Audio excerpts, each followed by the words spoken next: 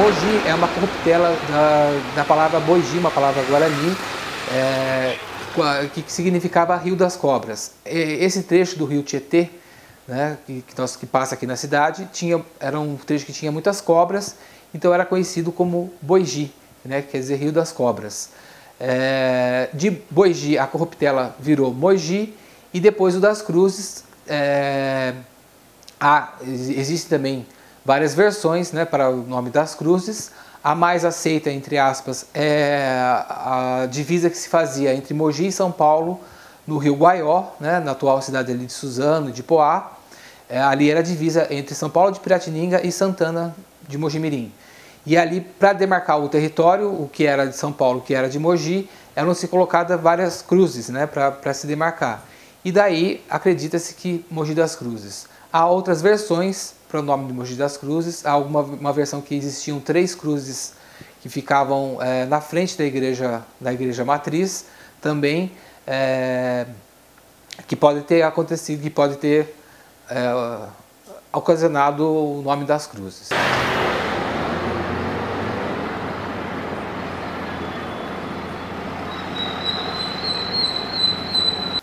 Então, o desenvolvimento, né, da cidade, a implantação da cidade, se deu logo no início do século, final do século XVI. Primeiro surgiu São Paulo de Piratininga com os jesuítas, e logo em seguida a segunda cidade que foi vila, né, que foi construída no Planalto Paulista, foi a vila de Mogi, foi a vila de Santana. Nós temos aí uma controvérsia a respeito da história.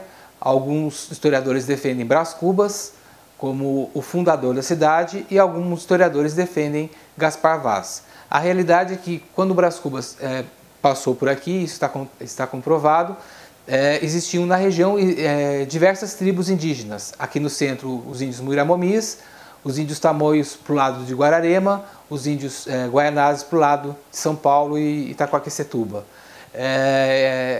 Nós não temos uma comprovação de que Brás Cubas efetivamente fundou aqui uma fazenda, e o que nós temos realmente é o começo da urbanização, o começo da implantação da vila, com o Gaspar Vaz e mais 20 companheiros que vieram da vila de São Paulo de Piratininga para cá. E nós temos nós temos o registro, que é o foral da vila, que é como se fosse a carta de nascimento da cidade, de 1611, quando a vila foi levantada pelo Ourinho e deram início ao desenvolvimento da vila, na época, Vila de Santana de Mojimirim.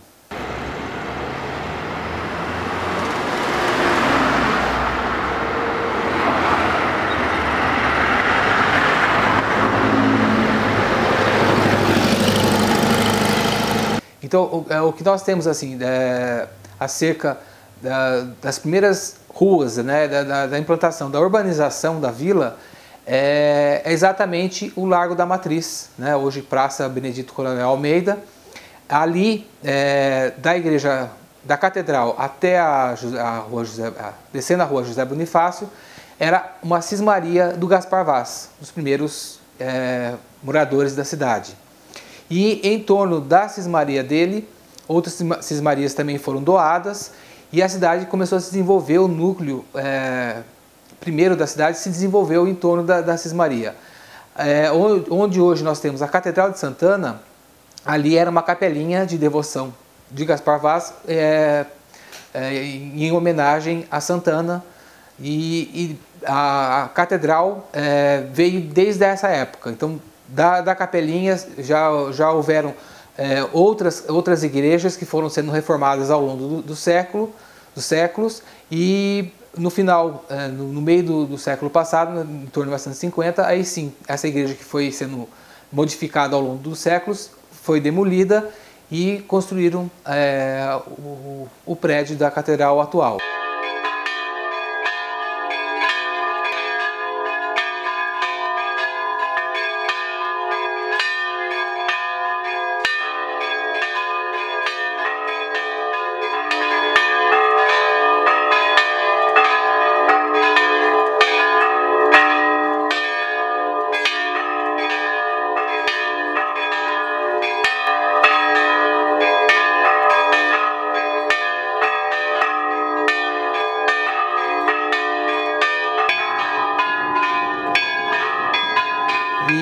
nesse mesmo eixo, né, de desenvolvimento, nós temos as igrejas do Carmo, que são documentos vivos, né, arquitetônicos, que estão vivos da nossa história.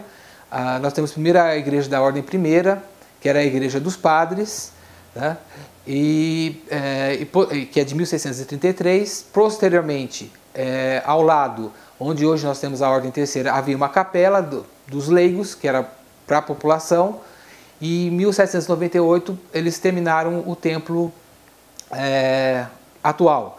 E ficou um vazio, né, um buraco entre as duas igrejas. E aí em 1800 eles construíram a torre que fez a ligação entre as duas igrejas.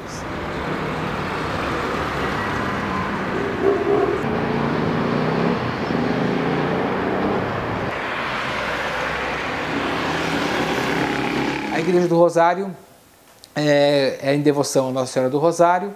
Era uma igreja que era direcionada para a população negra, né? E foi quando a igreja permitiu, né, que o culto de São Benedito, de Nossa Senhora do Rosário, o culto dos santos negros, pudessem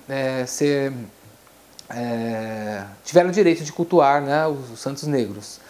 E nesse eixo das igrejas, nós temos também a igreja que nós conhecemos hoje como a igreja de São Benedito, que na verdade era a igreja de Bom Jesus dos Matozinhos. E ali era uma fazenda da família Matozinhos. E dentro da fazenda existia uma igreja que a família construiu, que era a igreja de Nosso Senhor Bom Jesus. A igreja de São Benedito, a igreja de Bom Jesus ficou conhecida como São Benedito porque numa das reformas da igreja do Carmo, a imagem de São Benedito foi translada para lá e ficou enquanto o Carmo estava sendo reformado.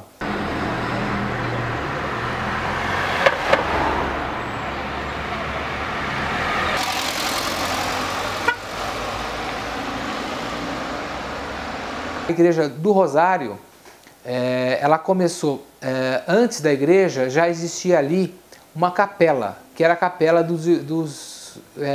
da Irmandade dos Pretos Forros.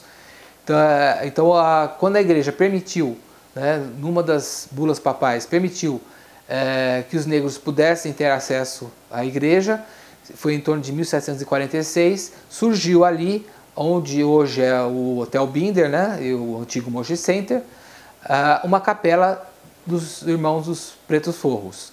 E na época também, a rua atual Paulo Frontin, era conhecida como Rua Direita, ela ia direto da lateral da Igreja Matriz até a Rua Deodato, e não existia aquele largo. E o largo foi criado em função da capela dos Irmãos dos Pretos Forros. E aí surgiu conhecido como Largo Novo, que a igreja foi demolida mesmo em 1966. Né? Mas um pouco anteriormente, o primeiro bispo de Mogi, Dom Paulo Rolim Loureiro, decidiu vender a Igreja do Rosário, que também estava com problemas estruturais, para poder ter verba para terminar a nossa atual catedral. Em torno do Rosário, o Rosário ele tem uma característica assim: a igreja já não existe há 47 anos, né? Mas em torno da igreja ainda há um misticismo, né? Há uma certa ligação da cidade com relação à igreja, ao local da igreja. Tanto que, numa das reformas feitas pela prefeitura, em 2002, eles fizeram um painel para fazer uma referência à igreja que ela existia. E em torno disso, né, quando a igreja foi demolida, diz a lenda, né, que foram encontrados vários ossos, né, uma série de ossadas, inclusive de crianças, né, de nenês ali.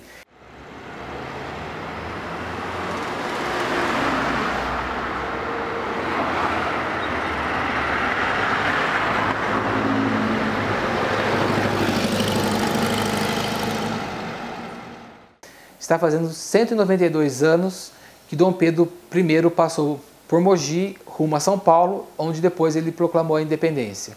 E uma das curiosidades da cidade é o local onde Dom Pedro teria dormido, né? Porque ele chegou a assinar 2 decretos aqui na cidade, como Paço de Mogi das Cruzes. Então, por um dia, né, Mogi foi considerado o Paço, né, foi considerado a sede do Império. E uma das hipóteses é que ele teria dormido no antigo convento do Carmo, que era um convento que existia ao lado da igreja da Ordem Primeira, onde foi construído e atualmente é a Escola Santa Mônica, né? E a curiosidade é que realmente Dom Pedro poderia ter dormido ali. Alguns dizem que ele poderia ter dormido no Casarão do Carmo, mas essa hipótese é descartada, porque o Casarão do Carmo é posterior a 1822, então é descartada. E a outra hipótese é que ele poderia ter dormido no sítio São João, em César de Souza, porque ali morava Salvador Leite Ferraz, e Salvador Leite Ferraz era um dos cavaleiros da Guarda Imperial de Dom Pedro, né? E a Guarda Imperial dele era formada por jovens, e o Salvador Leite Ferraz era o único que era o mais velho e foi o último a entrar para a Guarda de Dom Pedro.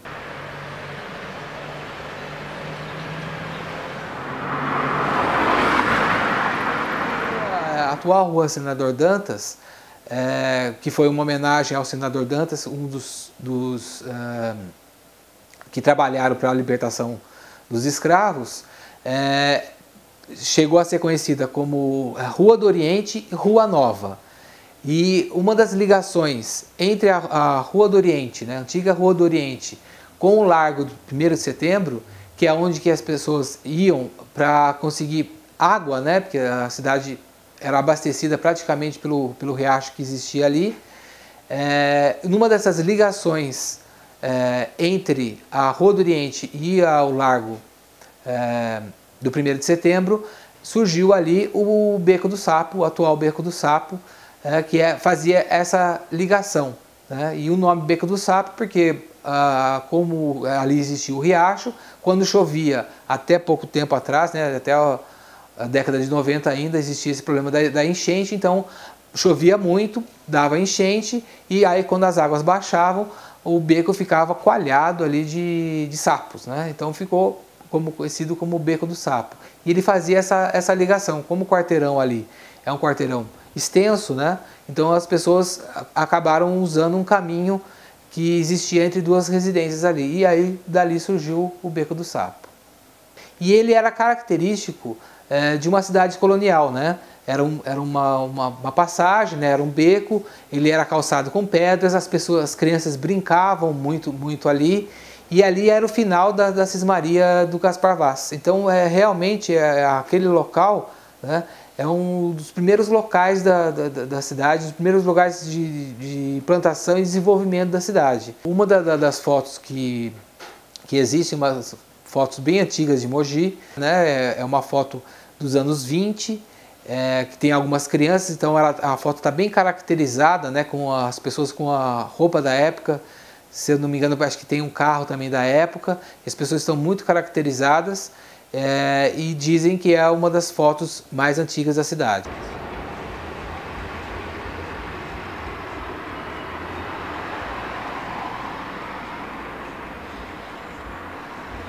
O Casarão do Carmo era uma casa de veraneio, né? Podia chamar assim. A informação que nós temos do Casarão do Carmo é que ele era de uma família, da família Burrol, que era uma família de São Paulo. Então eles construíram o casarão para veraneio. Então eles moravam em São Paulo e aos finais de semana ou nas festas religiosas, eles vinham a Mogi e ficavam ali no casarão. Assim hoje, como as pessoas têm sítios, né, e casas na praia, eles tinham uma casa aqui em Mogi para passar os finais de semana e fazer seu veraneio. Depois desse período que ele era uma residência de final de semana, né, da família Burrol, ele foi ocupado posteriormente, durante muitos anos, como velório, o velório da cidade. Logo em seguida que o velório saiu dali, né, e foi construído o prédio novo, ali onde está atualmente. Logo em seguida foi uma churrascaria, né? E por motivos óbvios, né, a churrascaria não durou muito tempo, né? E depois disso ele chegou a ser uma lanchonete, até que a prefeitura, na época do prefeito Machado, adquiriu o prédio, reformou o casarão, e a partir de então ela chegou a ser biblioteca, chegou a ser coordenadoria de cultura, e hoje ela tem um espaço, digamos, multicultural.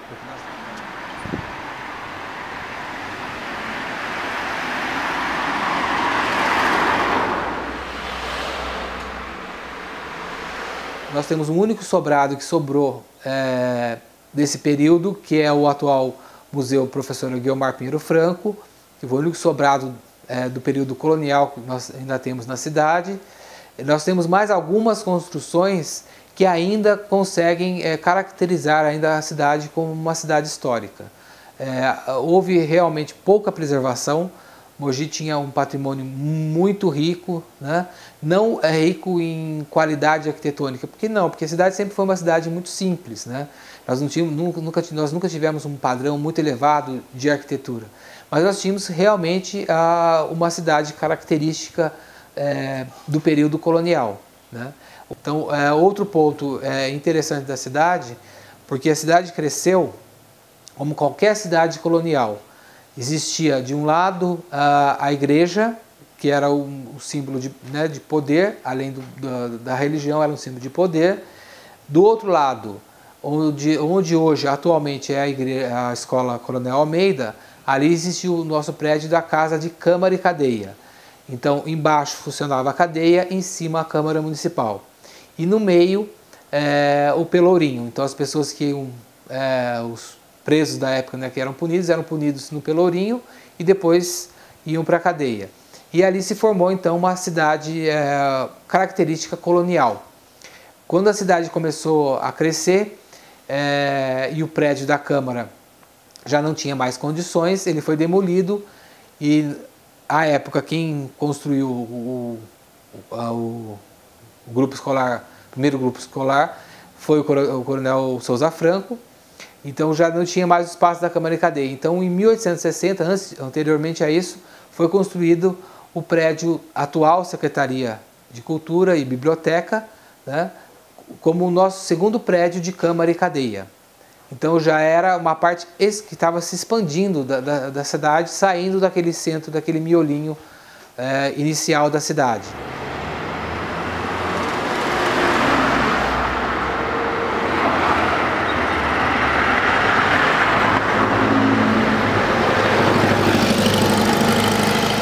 Quando a cidade começou a se expandir, foi em direção à Avenida Voluntário Fernando I Franco, que na verdade foi a nossa primeira avenida, né? Então todo mundo conhecia na cidade como avenida, onde a referência era a avenida, porque Mogi tinha apenas uma avenida. Então a referência era aquela, porque já existia, foi construído na década de 40 o Cine Urupema, depois o Cine Avenida, e foi a primeira avenida, a rua um pouco mais larga, né? Que normalmente existia aqui no centro, e já era em direção a São Paulo. Então, o começo ali, a expansão do centro histórico começou nesse sentido. Aí foi construída a rodoviária, que foi uma das primeiras rodoviárias do interior de São Paulo, né, como prédio, né, como uma edificação destinada para tal. E atualmente nós temos ali algumas lojas, né, e a livraria Patão, né, que ocupa aquele espaço ali. Mas ali foi uma rodoviária e uma das primeiras do estado de São Paulo.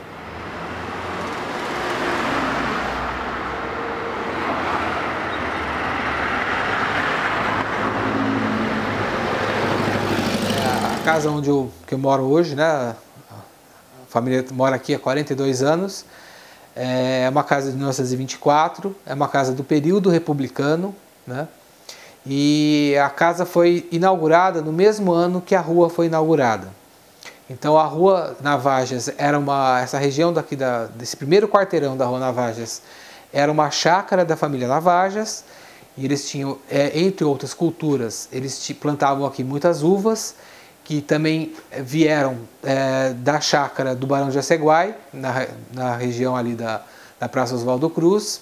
As mudas foram se passando, né, de uma família para outra, e essa região aqui era uma chácara deles. Em 1924 eles resolveram abrir esse primeiro quarteirão da Rua Navajas e construíram algumas residências. Uma delas foi a casa que eu moro, né, moro aqui atualmente. A casa é desse mesmo período, desse período eclético. É uma casa que ela não tem uma separação como há hoje normalmente na arquitetura, né? A área social, a área íntima, né? E a área de serviço. A gente passa de uma sala, a gente passa para um quarto, do quarto a gente passa para a cozinha, da cozinha passa depois para outro quarto. Então a casa tem essa característica de não ter essa divisão, mas é uma casa que tem um conforto térmico muito interessante, que o piso é de madeira, o forro é de madeira, a própria estrutura das paredes, né, a largura das paredes.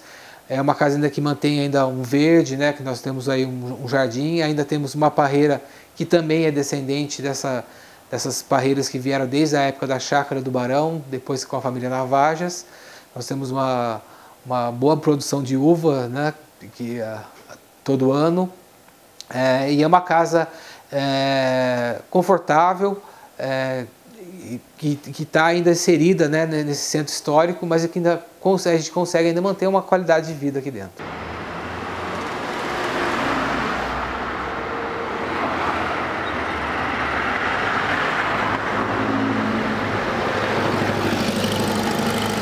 Eu sou um pouco suspeito para falar da cidade, porque assim, realmente eu sou apaixonado por Mogi. Mogi tem uma peculiaridade, né? Mogi está cravado entre duas serras, né? A Serra do Mar, a Serra do Itapetí. Nós temos o rio Tietê passando aqui, vários rios que compõem a região. É uma das regiões é uma das cidades mais antigas do Brasil. Nós estamos próximo ao litoral, próximo à capital, mas ainda mantemos uma qualidade, qualidade de vida muito boa, né, em relação a uma grande metrópole. Por muitos é considerada uma cidade muito provinciana, ainda em certos aspectos é uma cidade provinciana, mas ela ainda mantém toda essa característica, ainda tem a nossa identidade, né? A identidade primeira, né? De uma cidade mais tranquila, de uma cidade colonial, e uma cidade onde as pessoas ainda, né, se conhecem, ainda tem mantém um certo respeito com a comunidade.